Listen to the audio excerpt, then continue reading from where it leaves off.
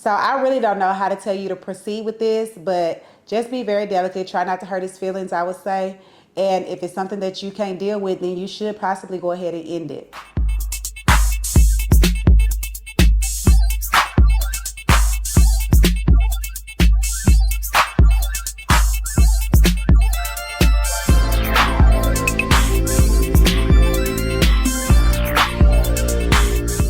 All right, you guys, welcome back to the Mystery Line. This is episode number 6. We getting on up there. Yes, 66. And I'm your host, Jay Corrine. I have with me for the very first time my co-host. It's your girl, Shayla. Hey, y'all. It is the Shayla. This is your first time, Grayson. It is. The situation we got going Grayson, on here. The presence of the mystery line. And so we are going to kind of do a continuation. It ties into what we talked about in episode number 5, which was we kind of touched a little bit on Cassie again. We kind of mentioned Rashida and Kirk and just different issues in relationships. The topic that we initially, or the text that came into the Mystery Line phone, was in regards to a woman who had a 20-year relationship, and she ended that relationship and got married 2 years later to someone different, but she wanted to still keep in touch with her previous. So we are going to stay on the path of that because we want to know your thoughts, and we're going to give you our opinions on why don't we move on immediately when things have been done to hurt our feelings, when our toes have been stepped on, or when someone has purposely tried to erode our self-esteem. Why is it that we give certain individuals chance after chance after chance, whether in a relationship or a friendship? And I am going to speak from the single, never been married perspective. And then Miss Shay Shay is going to speak from she has been married before. Ain't no more. She is happily divorced, like they say. She's happily divorced. So we're going to start there. And so I'll start first. And I would say sometimes in relationships, we've been digmatized. We've been digmatized, and we have not trained our brain to be stronger than our feelings. So we tend to overlook certain things because we may love that person. We may, whether it's love, heavy lust, I don't know what you want to call it, but we tend to overlook certain things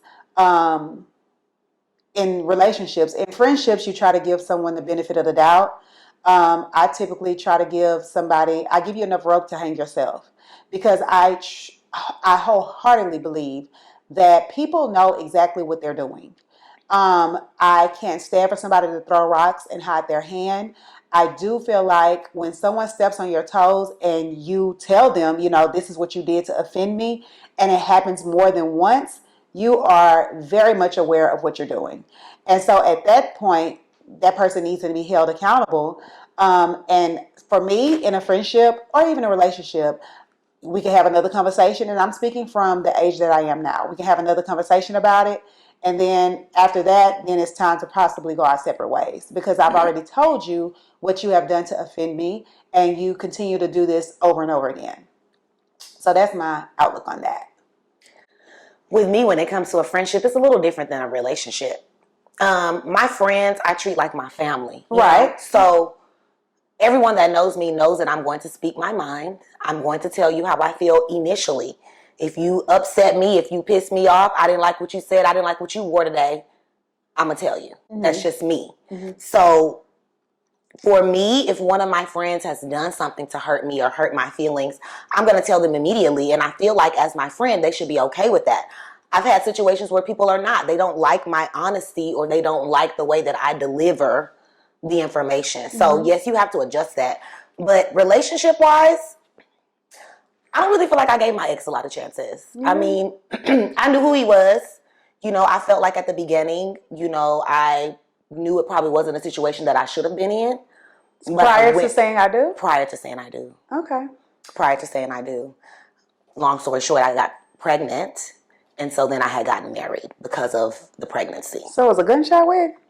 Shut up. No damn gunshot wedding. It's a very beautiful 350 person wedding, okay? I'm just trying to understand here. So, you know, a lot of my friends at the time also knew, like, so the signs were there. Oh, the signs were there. The signs were there. He was very aggressive. I don't do well with aggression. You know, I understand I have a slick mouth. I understand I say stuff that might hurt your feelings. Just say it. He was very aggressive. He didn't know how to speak without yelling, screaming.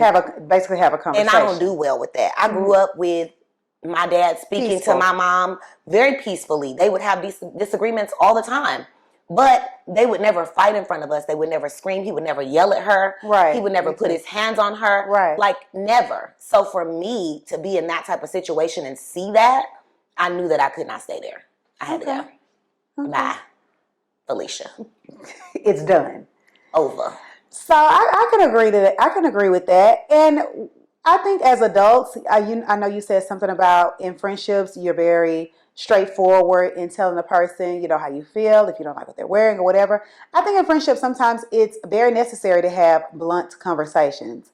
And at a certain age, you should have the maturity to be able to accept those conversations for what they are. Whether it's to, you know, tell you wrong about something, whether it's to tell you tripping, tell you, you know, just call you on your shit. Like, yeah, you have to have hard conversations sometimes because it is very necessary.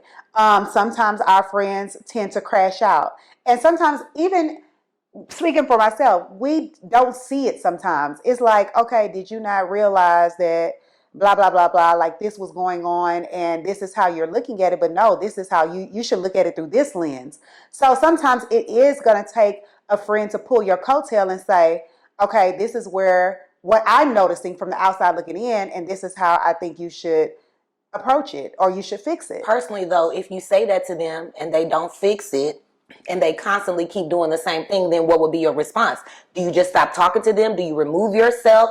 Like, I've had to remove myself from certain people because I feel like I'm keep telling you the same thing and you constantly keep doing what it is I'm telling you, and then you just feel like an apology is going to be enough for us to rectify, put a Band-Aid on it, and move on. No. So I think it's going to be case by case. And I do. I think it's going to be case by case. Okay, so from what stance are you speaking from? Okay, from the stance of me on the outside looking at my friend being mistreated.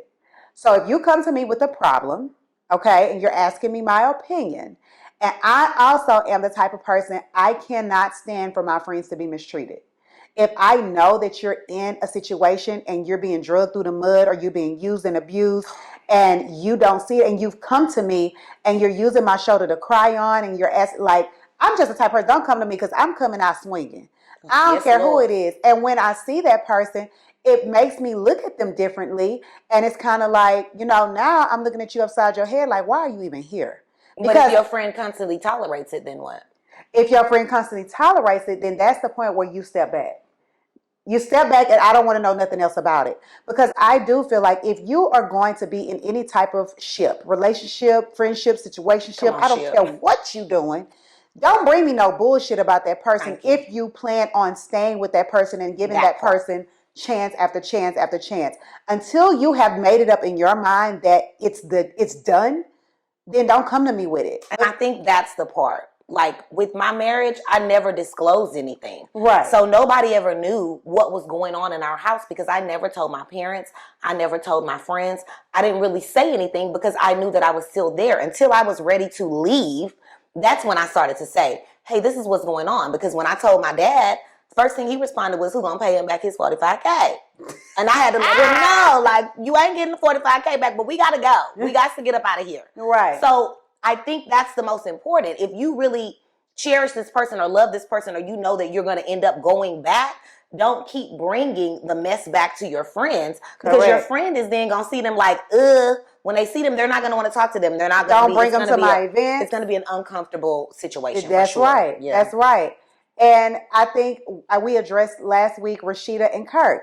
In their situation, he's done so much to her and they have made it public that everybody look at him like, crazy. Yeah. And they look at her even more crazy. Yeah, because you're allowing this to continue to happen to you. And I love Rashida. And I really feel like she has a good heart in trying to stay with him. But it's like, sometimes love don't live there no more, though. girl, Like he had a whole baby on you. A whole baby while y'all was married and was with this lady.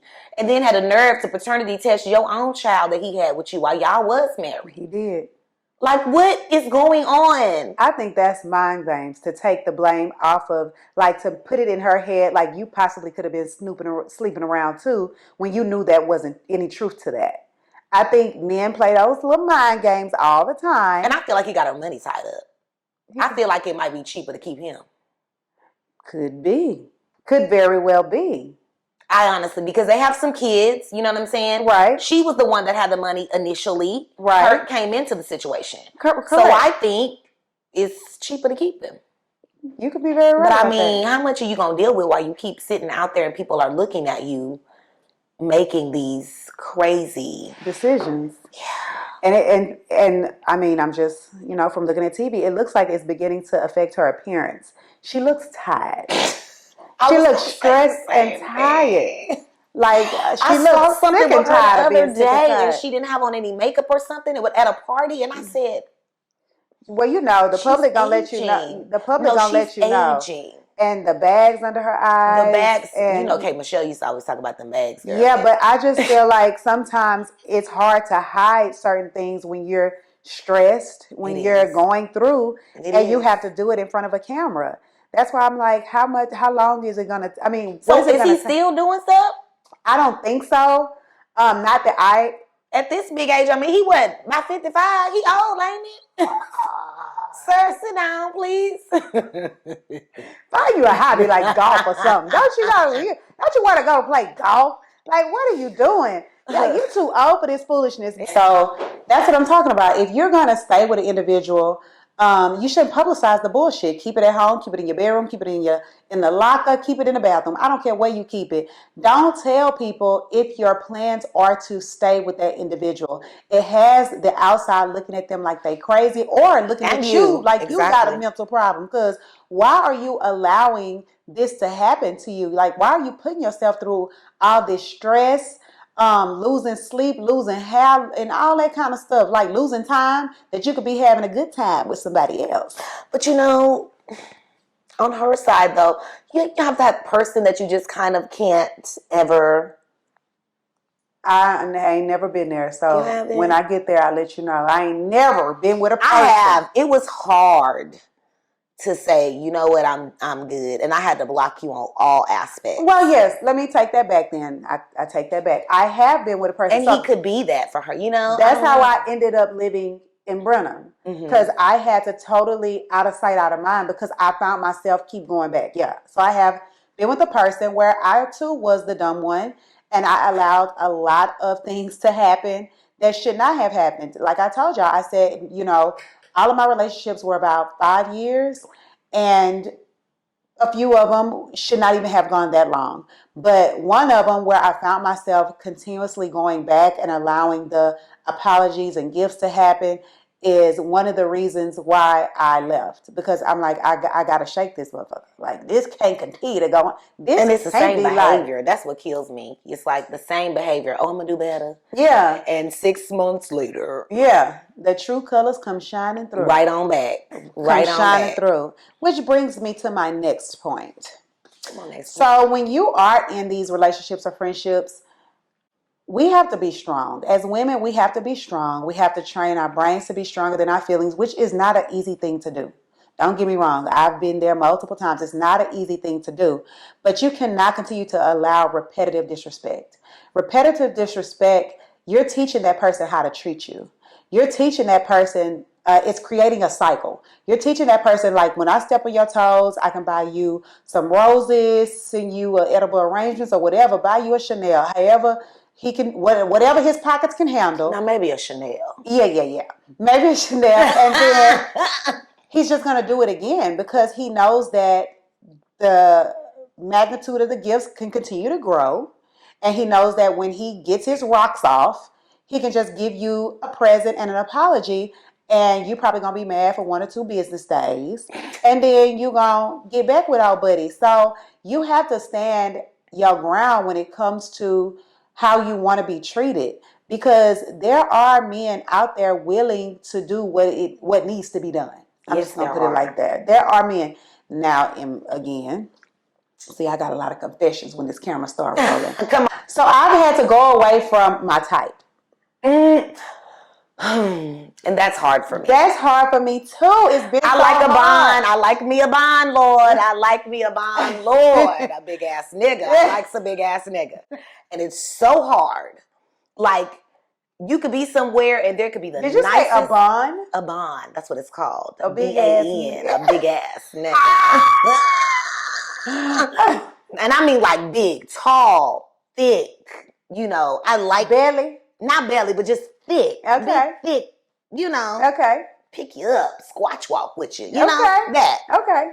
So when you be somewhere and you see like the nicest man, and they may be like a little man, or because you know my friend likes little men. We know who that is. You might see a little man and you be like, not interested, right? But he could be the nicest person for you. He could be your person. Your Boaz. He could be. But like you said, you got to get away from that type thing. Baby, because that's playing mind games. But for me, that's a big thing. I have to be physically, you know, attracted to you. You could be the nicest person ever, but I have to be physically attracted. There has to be something. I have to like your lashes. I have to like something. Your nose is cute. Like, something has to make me be like, ooh. Right. And see, mine, here lately, I've come to... Come on, here lately, I've come to find out that, and look, I didn't know what it meant. It had to be told to me. I'm an OBGYN. Okay. And that stands for old bitch getting young niggas. So the men... That mean you look good, friend. That mean you look nice and fresh and young. The men that have approached me have all been like 31 and under. Oh, not 31. I've been getting like 36 and under. 36 would be better. 36 is still young for me. I mean, it's still young, but it would be better for me. I mean, look at... I have a daughter that is 22, so I can't be the same dating. Well, I mean, Drea did it. I don't care what Drea did. I'm not doing that. No, that's a negative for me. So yeah, at least you didn't babysit him, baby. So this whole OBGYN situation, I ain't gonna be able to do that. Come on, OBGYN. Yeah, I'm not gonna be able to do that. So sometimes we have to bend a little on the things that we normally would go for in a man in order to, like I say, secure your Boaz. Because at the end of the day, that's what you want. You want somebody who is going to accept you for you, treat you like the queens that you are. And so he may not be tall, dark, and handsome. He may be, like I said last time, mine may be a CeeLo Green looking motherfucker. He may be vanilla latte. He may be vanilla ice. He may be. We don't know. We don't know. And I've never dated outside my race, so that'll be different. I have. When I was in my 20s, I did date a clear. Speaking of clear, tonight the beverage of choice is tequila. Ping, ting, ting. You know, last week we had brown, baby. Last night we had brown. Tasty. It's yum. Shayla did us a little concoction. Yeah, like a little teeny. But you dated a clear? I did. Is that what you said? A clear. He was a very handsome clear though. But he was like very clear. Okay. But he was like the kicker at TSU. So I thought he was. Oh, okay. So he went to HBCU. He went to TSU. That's close enough. He was the kicker. And he had like braids, right? They braided his hair back. So from far away, you might think he just light-skinned us. Then I got closer and I was like, oh, no, but he was very nice. We got along very well. He treated you well? He did. He really did. He ended up moving back to Oregon though, so. Is that why y'all cut it off? Yeah, because I wasn't going long to Oregon. Distance is not your for thing. Me. Long distance can be Cyprus.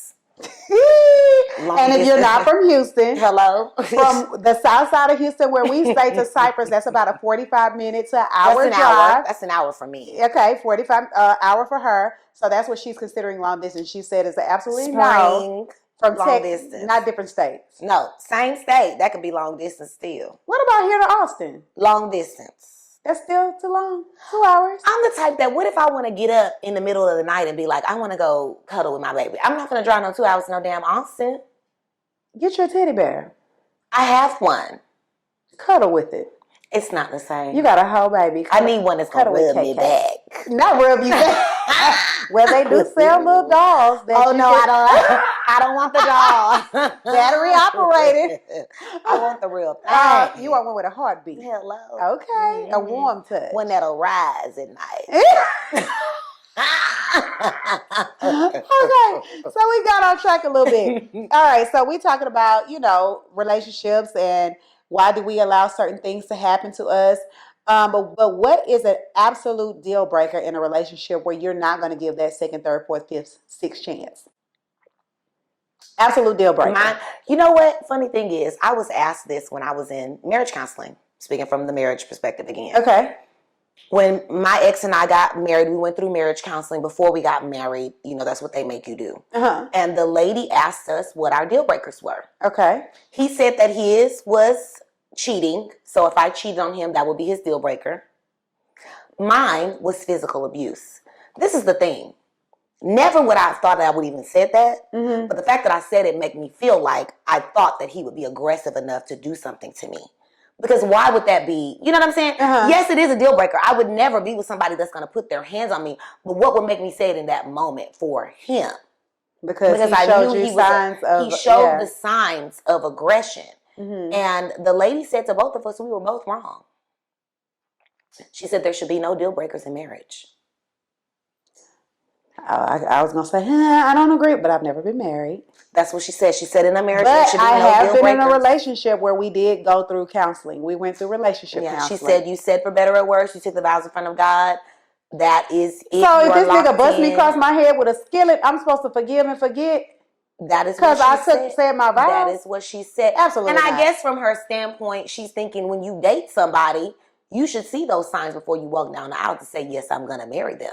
You should know whether or not they're crazy. So she's telling you, you need to notice these signs and call it off before exactly. you say, okay. Exactly. There should be no deal breaker when you get married. When you're married, you should be locked in, is what she was saying. I got you. So everything should have already been ironed out before you got to the aisle to say, I do. Makes sense. Still, if you put your hands on me, I'm good. So you saw the good in him and you thought things would change, or was it idle? I thought things would change, and I thought we were going to have a family. I thought we were going to have a baby. I thought we were going to try to make things better because of our child. I didn't want my child to come into a home where, mom and dad were not together, because I didn't grow up that way. So I was trying to, in my mind, keep my family together. Okay. But there's only so much you can take from somebody before you can be like, you know what, I can't. And my parents, with my parents being married for so long, they even talk to me like, are you sure you want to do this? Marriage is this, that, or the other. You took vows before God. You're supposed to be this, that, or the other. You can't always have things your way. My family thinks that it's always me. I'm the spoiled one. So you can't have it your way all the time. Whatever. But that's not what it was. And I had never disclosed that. So then when I told them, then it became a different story. But, do you have a deal breaker? I do. Although I've never been married again, but my deal breaker would probably be, and it hasn't happened, so this is just me, verbally saying it, because things are different when you're in that situation. It's kind of like you can say, it's easier said than done, especially when you've created feelings for somebody. So my deal breaker, I have a couple actually. I would think an outside baby would be hard to deal with. Whew, yes, Lord. An outside child outside of your relationship, because you know that particular, your mate will have to have, some type of interaction with the woman still. And they got to now pay child support out of both of y'all's check because y'all are married.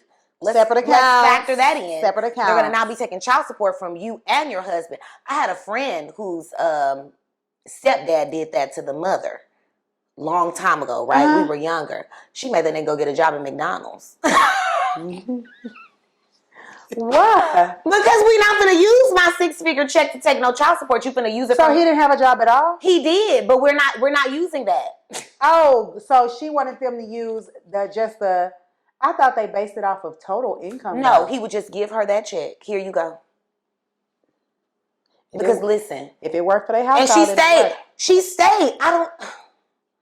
Because for me, then it makes it really hard for the kid. Because it's like the kid didn't do nothing wrong. And you still need to interact with this child. You need to go to little league games or cheer practice or dance recitals, you know?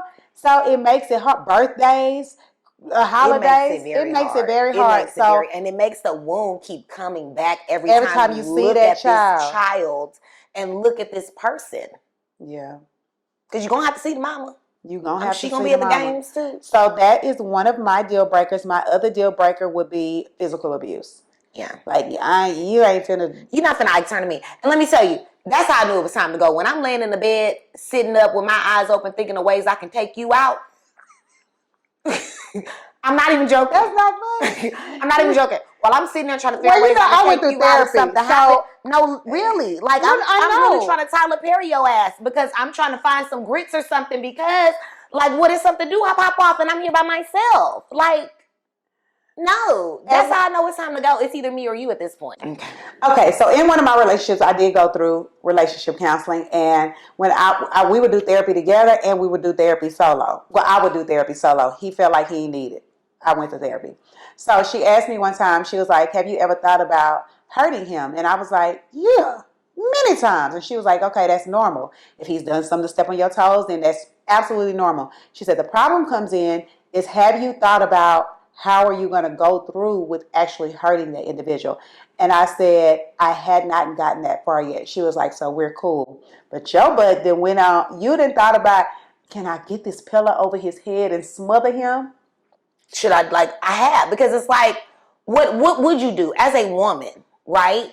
And men are, even if they're smaller than you, they are stronger than us, right? So in the heat of a moment, if he were to attack me, what am I supposed to do? I'm going to have to prepare myself. I do need to figure out, what can I do? Is there something I can grab? See, I probably wouldn't have been sleeping with him at that point. Yeah. If it got that bad, I probably did at my mama's house, and or you can go to your mom. I don't know. After arguments, it's just. But a lot of nights I didn't sleep there.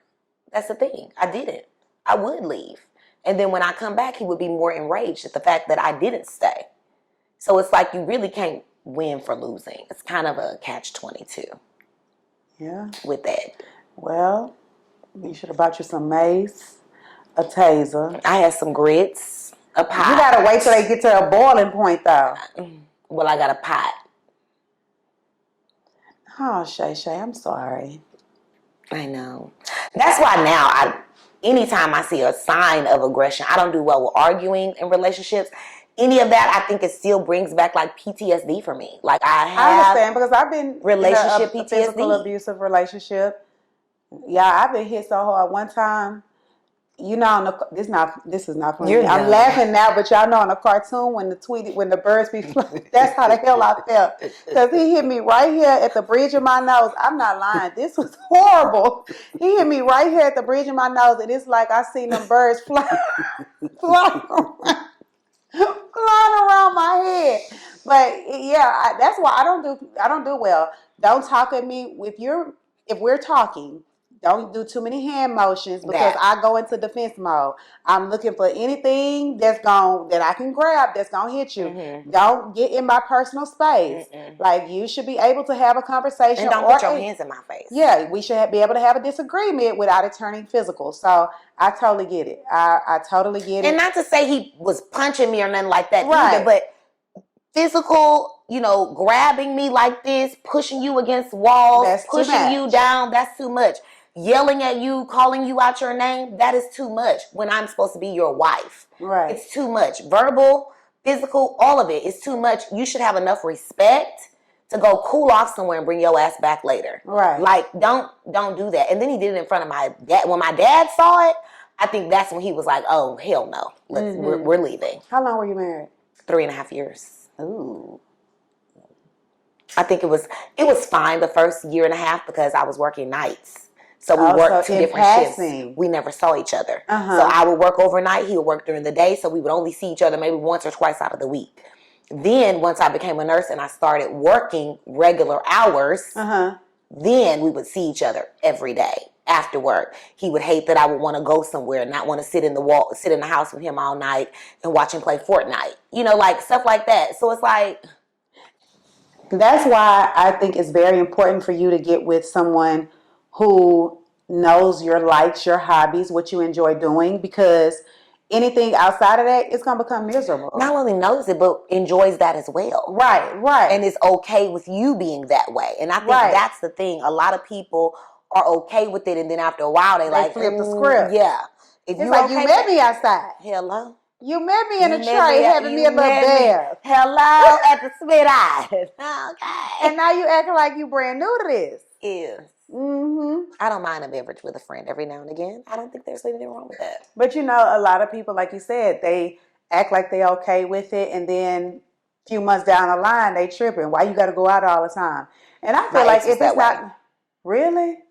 He told me I like Nakia more than I like him.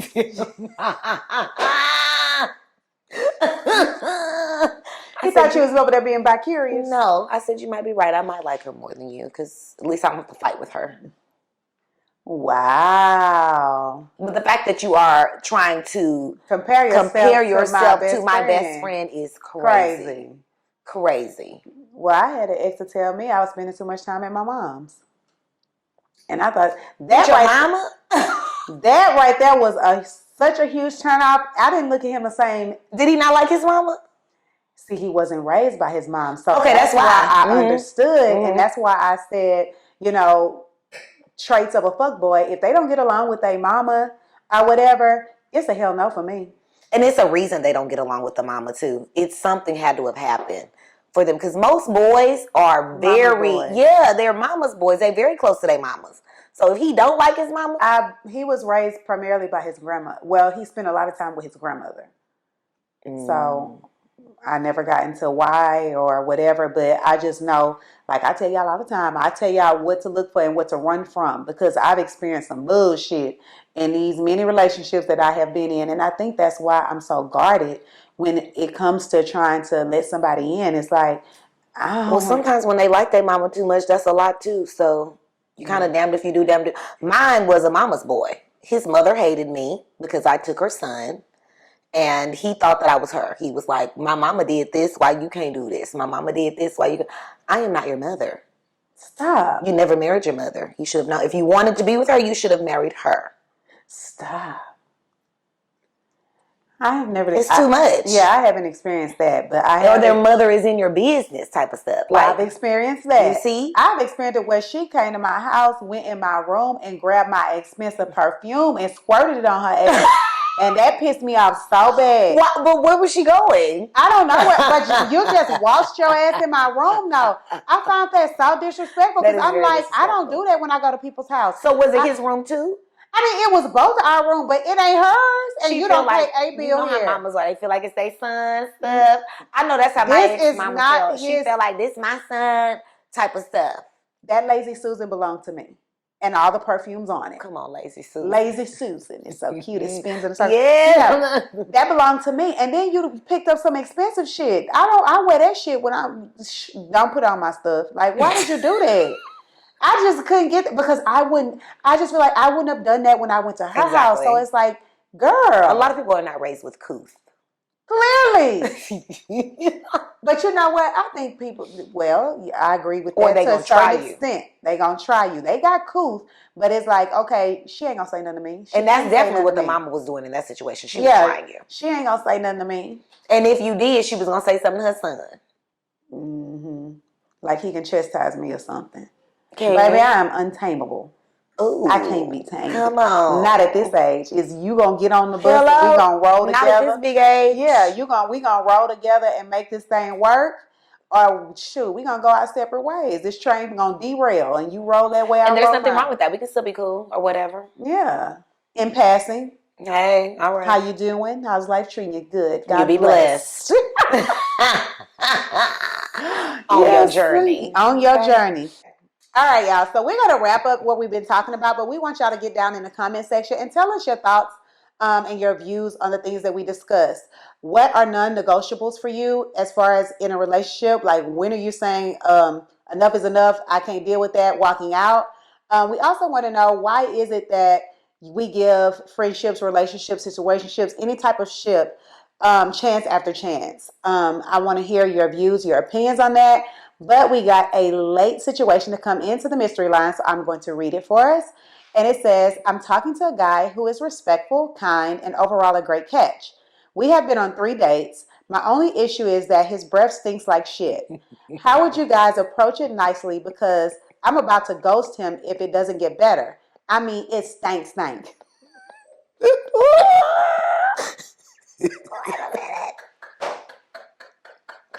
I can't even gather myself. What? Honey, Well, first how of did all, you get on the date with somebody if his breath stank? Because that would have been the first thing the minute he said, "Hey, girl," I would have went the other way. We wouldn't have made it to the date. they may have met on like a chat line or They had to have, because the breath is something you smell initially. but she survived 3 dates with it. Oh my God. She survived 3 dates. Has she kissed him? Apparently not, because she's at this point, I think she gave him 3 chances. So once, twice, 3 times you're gone, because she's saying that she's ready to ghost him. But at this big age, we still dealing with Well, we know some people that have issues with hygiene. Father, now that's bad. And maybe okay. Did you see Flavor of Love back when he used to talk about that lady? Told maybe she got a bad too. Maybe That's he what I got was a gonna bad say. tooth. So sometimes when we have halitosis, it's not something that could be fixed with brushing and gargling of Listerine. It is something that could possibly be internal. Because I remember on 90 Day Fiance, when he was talking about that lady's breath, she said she had a hernia that she would, like, when she would burp up stuff. And I'm not a doctor, so I don't know how all this ties into halitosis, but I do know that I'm not a dentist either. Lord. I do know that sometimes it could be something internally wrong. It could be an abscess. It could be, which you should take care of right Dr. away. Heavenly? Tell us what it is. You got an overbite. No, you got an underbite. Dr. Heavenly, tell us why this man breath stinks. No, seriously, he could have like an abscess in his mouth, which he should take care of right away because that could affect his heart. But how do you address that though? Like, what would you say? Remember those hard conversations I was saying? Because if she said he's nice, he's respectful, if he is someone that she can potentially see herself going further with, you got to address it. This is where that hard conversation comes in. Babe. Babe. Your breath stinks. I don't know if you should say your breath stinks, but you would have to. Or like, I would probably just make him a dentist appointment. Be like, babe, when was the last time you went to the dentist? What? I would. I'd be But like, what if you don't have insurance or something? if we were together, okay. He should be. Didn't you say he made good money? No, I didn't say nothing about no major money. Okay, I would still recommend a dentist appointment. A dentist appointment. I would, because I don't want to say, ooh, your breath. Like, how do you say your breath doesn't smell great? I mean, I would be like, when was the last time you've been to the dentist? Or be like, ooh, I need to go to the dentist. Funny enough, this is not the first time we've been given a question with dealing with hygiene. On the mystery line, it is the first time, but on Pink Table Talk, we did get an issue where a gentleman was dealing with a lady who had body odor. And I just don't know. I mean, I jokingly said, throw water on her, or take her swimming and put, some bubble bath in there. I don't know. I mean, that is a really difficult thing to have to talk to somebody about. Speaking from a nursing perspective, though, body odor is different to me because that could be a pH imbalance. It can be a lot of things for women to have body odor. You could have some type of like a BV or something that you could have contracted from. Like, it could be so many things. Right. So how do you even say that to somebody? It could just be their natural body creates more sweat than most people. So it causes body odor. But breath, you should be able to taste that, though. You should be able to smell yourself as well. I don't know. Sis, I do not know how you're going to do this. I mean, that is really hard. Like I said, I would probably jokingly. Shut up. I would jokingly say that maybe I was going to the dentist and just be like, ask him when the last time he went. And Go to the somehow, dentist as a date. it's I would say bring in your friend that's a dentist. slip him a note. Maybe give him some peppermints as a gift in his bag. Slip him a note, like take him out to eat. Have the note already at his table, at where he's gonna sit, and pretend like you don't know where it came from. I don't know what to do. This is a hard one. Like, I am really stumped. Yeah, I don't know what you're gonna do. Seriously, it's hard, and I know that if it bothers you that much, it's gonna be difficult to continue on with. And I was gonna say that too. Like, understood that he treats you nicely and all of those things, but if you can't, once again, if you can't deal, if that's something you know that you're not gonna be able to deal with, maybe he's not the one, sis. Yeah, maybe he's not the one. And if his breath stinks on a day-to-day basis, I can't even imagine tying that in with morning breath. So I really don't know how to tell you to proceed with this, but just be very delicate. Try not to hurt his feelings, I would say. And if it's something that you can't deal with, then you should possibly go ahead and end it. But like I said, with everything that we talked about today, I want to hear from you guys. Please get down in the comment section. Let us know your thoughts, opinions, and views on the things that we discussed. And once again, this is a wrap. Episode number 6 in the books. And we're out. Bye, guys. Deuces. You should put directions with this. With this mic. Everybody has issues when they're trying to get it on. I mean, it's real self-explanatory. Pinch the top of the mic. Oh, I thought I was supposed to. You know what? Let me have another sip of my drink. Okay, I'm ready.